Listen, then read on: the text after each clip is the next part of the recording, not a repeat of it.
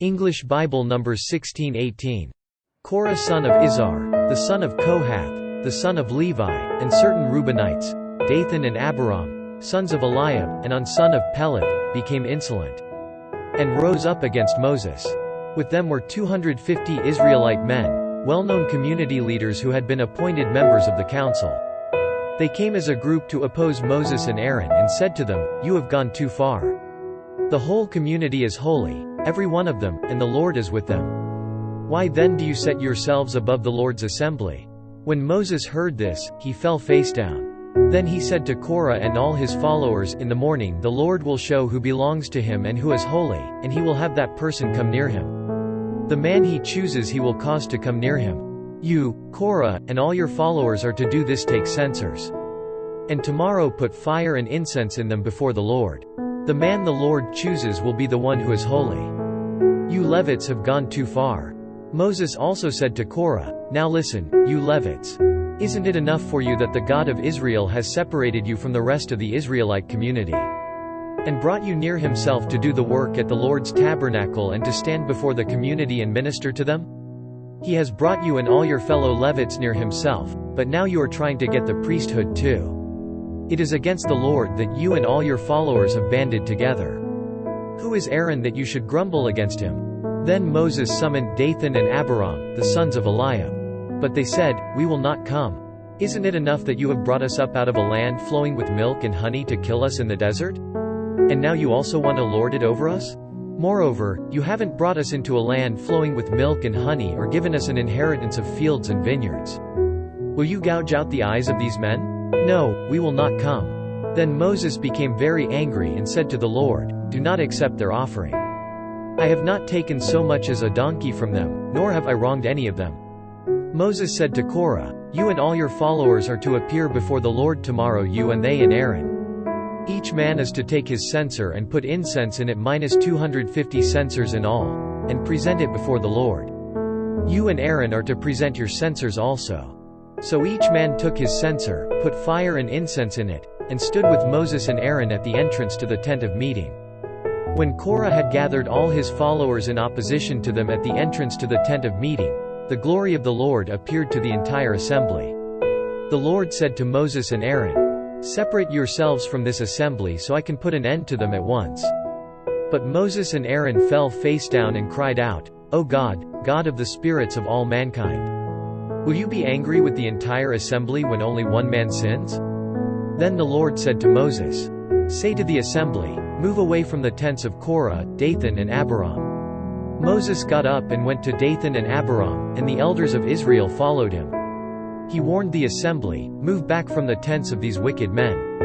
Do not touch anything belonging to them, or you will be swept away because of all their sins." So they moved away from the tents of Korah, Dathan and Abiram. Dathan and Abiram had come out and were standing with their wives, children and little ones at the entrances to their tents. Then Moses said, "This is how you will know that the Lord has sent me to do all these things and that it was not my idea. If these men die a natural death and experience only what usually happens to men, then the Lord has not sent me. But if the Lord brings about something totally new, and the earth opens its mouth and swallows them, with everything that belongs to them, and they go down alive into the grave, then you will know that these men have treated the Lord with contempt." As soon as he finished saying all this, the ground under them split apart. And the earth opened its mouth and swallowed them, with their households and all Korah's men and all their possessions. They went down alive into the grave, with everything they owned. The earth closed over them, and they perished and were gone from the community.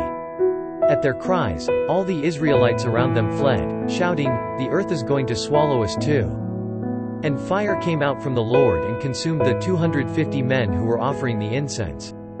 The Lord said to Moses, "Tell Eleazar son of Aaron, the priest, to take the censers out of the smoldering remains and scatter the coals some distance away, for the censers are holy, the censers of the men who sinned at the cost of their lives. Hammer the censers into sheets to overlay the altar, for they were presented before the Lord and have become holy. Let them be a sign to the Israelites." So Eleazar the priest collected the bronze censers brought by those who had been burned up, and he had them hammered out to overlay the altar, as the Lord directed him through Moses. This was to remind the Israelites that no one Except a descendant of Aaron should come to burn incense before the Lord, or he would become like Korah and his followers. The next day the whole Israelite community grumbled against Moses and Aaron. "You have killed the Lord's people," they said. But when the assembly gathered in opposition to Moses and Aaron and turned toward the tent of meeting, suddenly the cloud covered it and the glory of the Lord appeared. Then Moses and Aaron went to the front of the tent of meeting. And the Lord said to Moses, "Get away from this assembly so I can put an end to them at once." And they fell face down. Then Moses said to Aaron, "Take your censer and put incense in it, along with fire from the altar, and hurry to the assembly to make atonement for them. Wrath has come out from the Lord, the plague has started." So Aaron did as Moses said, and ran into the midst of the assembly. The plague had already started among the people, but Aaron offered the incense and made atonement for them. He stood between the living and the dead, and the plague stopped.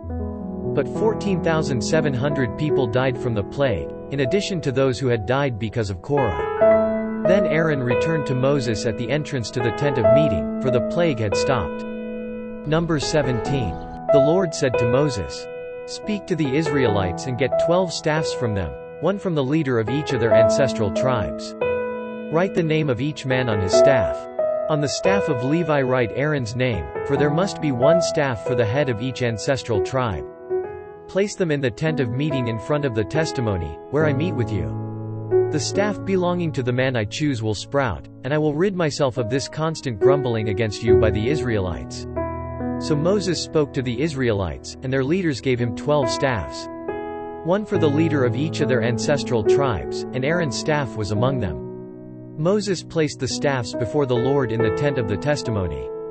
The next day Moses entered the tent of the testimony and saw that Aaron's staff, which represented the house of Levi, had not only sprouted but had budded, blossomed and produced almonds. Then Moses brought out all the staffs from the Lord's presence to all the Israelites. They looked at them, and each man took his own staff. The Lord said to Moses, "Put back Aaron's staff in front of the testimony, to be kept as a sign to the rebellious. This will put an end to their grumbling against me, so that they will not die." Moses did just as the Lord commanded him. The Israelites said to Moses, "We will die. We are lost, we are all lost. Anyone who even comes near the tabernacle of the Lord will die. Are we all going to die?" Numbers 18. The Lord said to Aaron, "You, your sons and your father's family are to bear the responsibility for offenses against the sanctuary. And you and your sons alone are to bear the responsibility for offenses against the priesthood. Bring your fellow Levites from your ancestral tribe to join you and assist you when you and your sons minister before the tent of the testimony. They are to be responsible to you and are to perform all the duties of the tent. But they must not go near the furnishings of the sanctuary or the altar, or both they and you will die. They are to join you and be responsible for the care of the tent of meeting, all the work at the tent, and no one else may come near where you are. You are to be responsible for the care of the sanctuary and the altar, so that wrath will not fall on the Israelites again. I myself have selected your fellow Levites from among the Israelites as a gift to you, dedicated to the Lord to do the work at the tent of meeting. But only you and your sons may serve as priests in connection with everything at the altar and inside the curtain. I am giving you the service of the priesthood as a gift. Anyone else who comes near the sanctuary must be put to death." Then the Lord said to Aaron, "I myself have put you in charge of the offerings presented to me. All the holy offerings the Israelites give me I give to you and your sons as your portion and regular share. You are to have the part of the most holy offerings that is kept from the fire. From all the gifts they bring me as most holy offerings, whether grain or sin or guilt offerings, that part belongs to you and your sons. Eat it as something most holy, every male shall eat it. You must regard it as holy. This also is yours, whatever is set aside from the gifts of all the wave offerings of the Israelites. I give this to you and your sons and daughters as your regular share. Everyone in your household who is ceremonially clean may eat it. I give you all the finest olive oil and all the finest new wine and grain they give the Lord as the first fruits of their harvest. All the land's first fruits that they bring to the Lord will be yours. Everyone in your household who is ceremonially clean may eat it. Everything in Israel that is devoted to the Lord is yours. The first offspring of every womb, both man and animal, that is offered to the Lord is yours. But you must redeem every firstborn son and every firstborn male of unclean animals. When they are a month old, you must redeem them at the redemption price set at 5 shekels of silver, according to the sanctuary shekel, which weighs 20 gerahs. But you must not redeem the firstborn of an ox, a sheep or a goat, they are holy. Sprinkle their blood on the altar and burn their fat as an offering made by fire, an aroma pleasing to the Lord. Their meat is to be yours, just as the breast of the wave offering and the right thigh are yours. Whatever is set aside from the holy offerings the Israelites present to the Lord I give to you and your sons and daughters as your regular share. It is an everlasting covenant of salt before the Lord for both you and your offspring. The Lord said to Aaron, "You will have no inheritance in their land, nor will you have any share among them. I am your share and your inheritance among the Israelites. I give to the Levites all the tithes in Israel as their inheritance in return for the work they do while serving at the tent of meeting. From now on the Israelites must not go near the tent of meeting, or they will bear the consequences of their sin and will die. It is the Levites who are to do the work at the tent of meeting and bear the responsibility for offenses against it. This is a lasting ordinance for the generations to come. They will receive no inheritance among the Israelites. Instead, I give to the Levites as their inheritance the tithes that the Israelites present as an offering to the Lord. That is why I said concerning them, they will have no inheritance among the Israelites." The Lord said to Moses, "Speak to the Levites and say to them, when you receive from the Israelites the tithe I give you as your inheritance, you must present a tenth of that tithe as the Lord's offering. Your offering will be reckoned to you as grain from the threshing floor or juice from the winepress. In this way you also will present an offering to the Lord from all the tithes you receive from the Israelites. From these tithes you must give the Lord's portion to Aaron the priest. You must present as the Lord's portion the best and holiest part of everything given to you. Say to the Levites, when you present the best part, it will be reckoned to you as the product of the threshing floor or the winepress. You and your households may eat the rest of it anywhere, for it is your wages for your work at the tent of meeting. By presenting the best part of it you will not be guilty in this matter. Then you will not defile the holy offerings of the Israelites, and you will not die."